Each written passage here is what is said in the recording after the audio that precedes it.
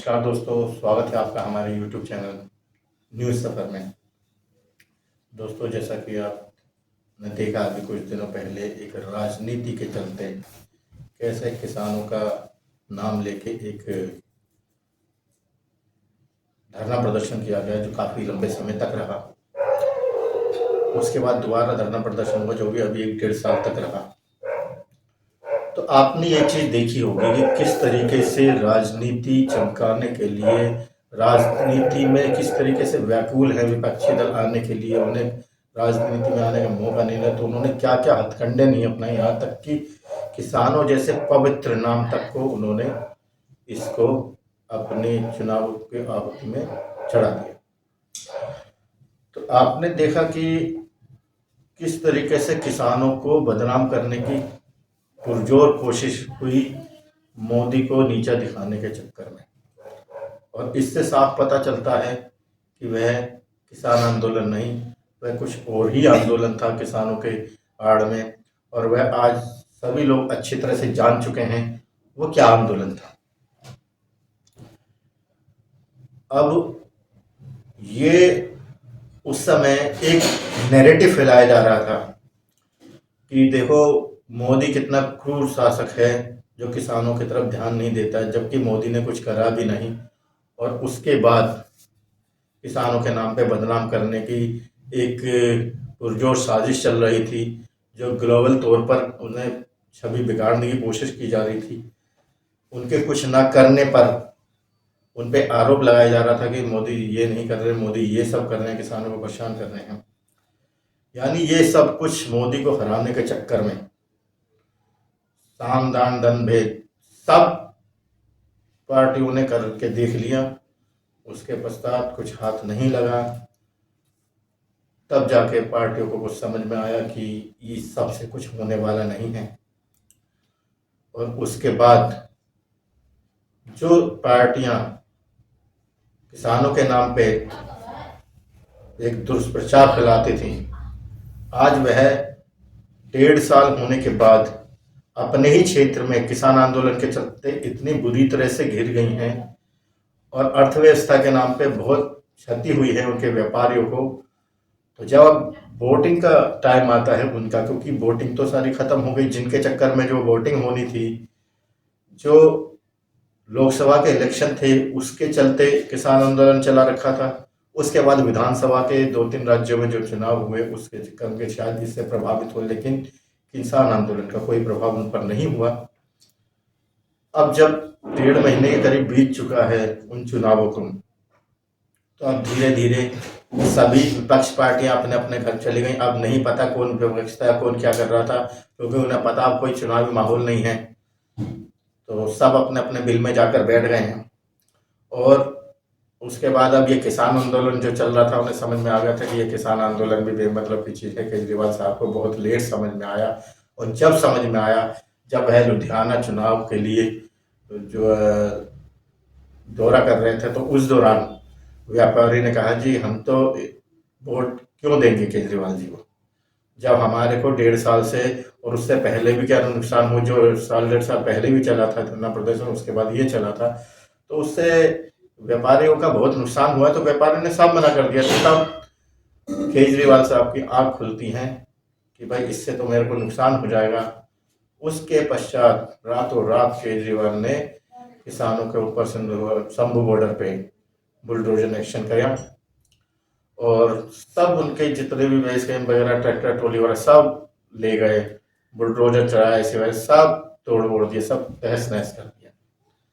उस दौरान जो बड़े बड़े नेता उनके साथ बैठे हुए थे, जो उस समय मोदी विरोधी थे, मोदी का विरोध कर रहे थे किसानों को लेकर, अब ये सोच लीजिए वो नेता कहीं दिखाई नहीं दे रहे।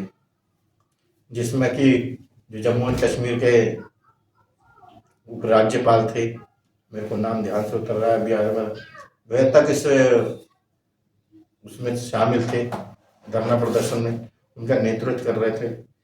और तुम्हारे किसान आंदोलन का जो नेता था टिकैत, उसका भी अब कोई पता नहीं। यानी अगर इसमें थोड़ी सी भी कार्रवाई, थोड़ा सा बाउंड्री सेफ करने के नाम पे भी अगर मोदी साहब कर देते तो ये बहुत बड़ा मुद्दा हो जाना था। लेकिन अब जो बुलडोजर चला है, जो मार के भगाया गया है उन्हें वहां से, अब कोई नहीं बोल रहा। ये सारे नेता कहीं जाके जैसे बिल में जाकर छुप गए। तो इससे साफ समझ में आता है कि किसानों की किसी को कोई चिंता फिक्र नहीं थी। मैं ये सब इसलिए कह रहा हूँ क्योंकि जिस समय किसान आंदोलन चल रहा था तो जगह जगह से लोग, यहाँ तक कि ओवैसी वगैरह हो गए और भी मतलब कई राज्य के नेता बहुत बढ़ चढ़ के कह रहे थे जी देखो किसानों का मुद्दा है, किसानों का मुद्दा है, चाहे वो पश्चिम बंगाल से हो कहीं से भी। लेकिन उनके साथ कहीं से भी किसानों का मुद्दा नजर नहीं आया सिवाय पंजाब के। और इतना बढ़ चढ़ के कहा जा रहा था जब शंभू बॉर्डर से एंट्री नहीं लेने दी जा रही थी विपक्षी दलों की कैसे तानाशाह सरकार है जो कि हम किसानों को आने नहीं दे रही और बैरिकेडिंग लगा रखी है। यानी खाली बैरिकेडिंग लगाने पर ही और किसानों को आगे ना बढ़ने देने पर ही विपक्षी दल ने इतना बड़ा मुद्दा बना रखा था। और जैसे कि हमने बताया था कि सुप्रीम कोर्ट में जब सुनवाई हुई थी किसानों के मुद्दे पर, तो सुप्रीम कोर्ट ने किसानों को दोबारा धरना प्रदर्शन करने के लिए अनुमति दी थी, लेकिन उसमें नामजद 101 लोगों की गिनती थी और 101 लोगों के नाम थे, जिसमें कि कोर्ट ने कहा था कि आप इन लोग अपने 101 लोगों के नाम दे दीजिए, उनको हम जो है आगे परमिट कर देंगे, इससे ज्यादा नहीं। तो 101 लोगों के जो नाम दिए गए थे उनकी जो है परमिशन थी। और वहां पे जो बैरिकेडिंग लगाए हुए थे सुरक्षा बल, उन्होंने भी यही कहा था कि जो है आप अपने 101 लोग जो हैं उनकी आप सूची दे दीजिए और आधार कार्ड या वोटर कार्ड या कोई भी आईडी कार्ड लेकर उनको नाम के साथ उस व्यक्ति को सामने कर दीजिए।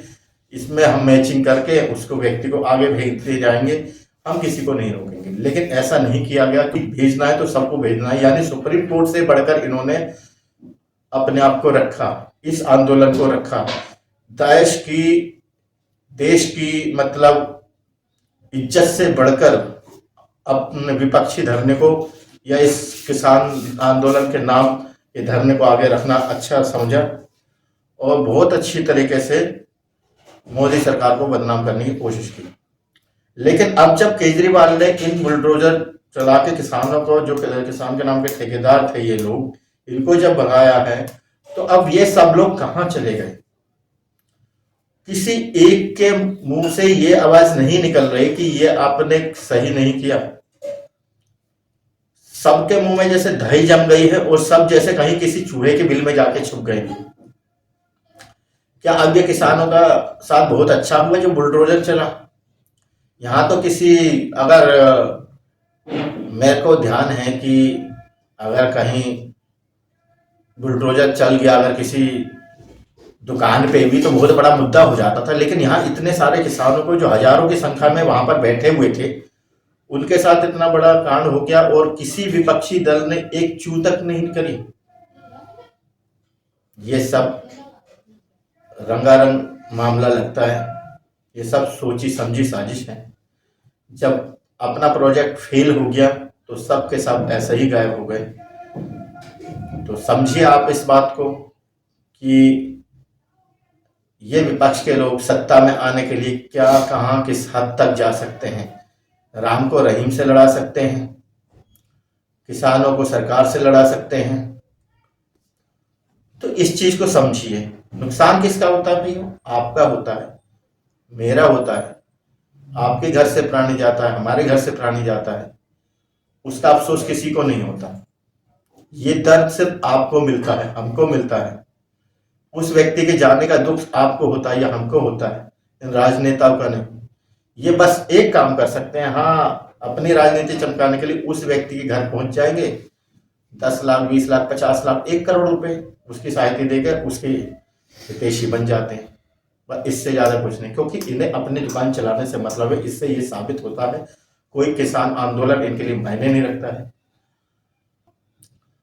तो मेरे ख्याल से आशा है आप सबको मेरे वीडियो की बात समझ में आई होगी कि मैं कहाँ क्या बात कहने जा रहा हूँ, मेरे बात कहने का क्या मतलब है। सीधी सी बात है कि हमें आने वाले टाइम में ध्यान रखना है कि आखिर ये आंदोलन किस लिए हो रहे हैं और ये किसान आंदोलन किस लिए हुआ था। आगे ऐसा कुछ होता है तो आगे आशा है हम आगे भी इन चीज़ों पर ध्यान नहीं देंगे, क्योंकि सारी बातें खोल के नहीं करी जाती। कुछ मुद्दे ऐसे होते हैं जिनको पर्दे में रख के भी बात करी जाती। लेकिन मैं नहीं समझता कि कुछ बातें इतना खोल के करा जाए, क्योंकि सभी समझदार हैं। बस मुद्दों को ध्यान में रखना ही हमारे लिए बहुत बड़ी बात है। तो आगे इस वीडियो में इतना ही। आगे आपसे फिर किसी अन्य वीडियो में मुलाकात होती है। तब तक के लिए आगे दीजिए। नमस्कार।